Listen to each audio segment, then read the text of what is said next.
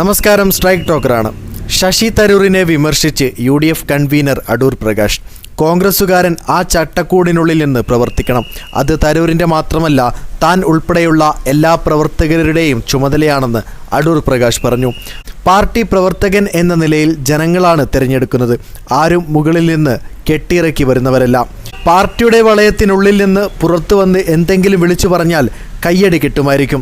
കയ്യടിക്ക് ഉപരിയായി പാർട്ടിയുമായി ബന്ധപ്പെട്ടു നിന്ന് പ്രവർത്തിക്കണം. ഇതിന് കഴിയില്ലെങ്കിൽ സ്വതന്ത്രനായി നിന്ന് മത്സരിച്ച് വിജയിക്കണമെന്നും അടൂർ പ്രകാശ് പറഞ്ഞു. UDF കൺവീനർ സ്ഥാനം ഏറ്റെടുത്ത ശേഷം ആദ്യമായി മാതൃഭൂമി ഓഫീസ് സന്ദർശിച്ചപ്പോഴാണ് അദ്ദേഹം ഇക്കാര്യങ്ങൾ പറഞ്ഞത്. സ്വതന്ത്രനായി നിന്ന് മത്സരിച്ച് വിജയിച്ചാൽ പാർട്ടി പറയുന്നത് ഒന്നും കേൾക്കണ്ട. പാർട്ടി നിർദ്ദേശിച്ചെങ്കിലും ഞാൻ പോവുമെന്ന് പറയുന്ന നിലപാട് ശരിയല്ലെന്നും അടൂർ പ്രകാശ് പറഞ്ഞു. കോൺഗ്രസിന് ഒരു അഭിപ്രായമുണ്ട്.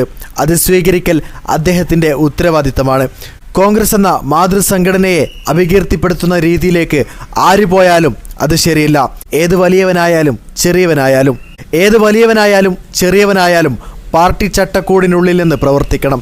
വർക്കിംഗ് കമ്മിറ്റി മെമ്പർ എന്ന വലിയ പദവിയിലിരിക്കുമ്പോൾ ഇത്തരം നിലപാട് എടുക്കുമ്പോൾ അത് ക്ഷീണം ചെയ്യുമോ എന്ന് അദ്ദേഹം ചിന്തിക്കണം, അടൂർ പ്രകാശ് പറഞ്ഞു. ശശി തരൂർ കോൺഗ്രസിൽ നിന്ന് രാജിവെച്ച് BJPയിലേക്ക് പോകുമോ, അതോ കോൺഗ്രസിൽ തന്നെ തുടരുമോ, അതുമല്ലെങ്കിൽ സ്വതന്ത്രനായി വരുമോ? നിങ്ങളുടെ വിലയേറിയ അഭിപ്രായങ്ങൾ രേഖപ്പെടുത്തുക. കൂടുതൽ വീഡിയോസുകൾക്കായി ഈ ചാനൽ തന്നെ സബ്സ്ക്രൈബ് ചെയ്യുക. This is strike talker signing off.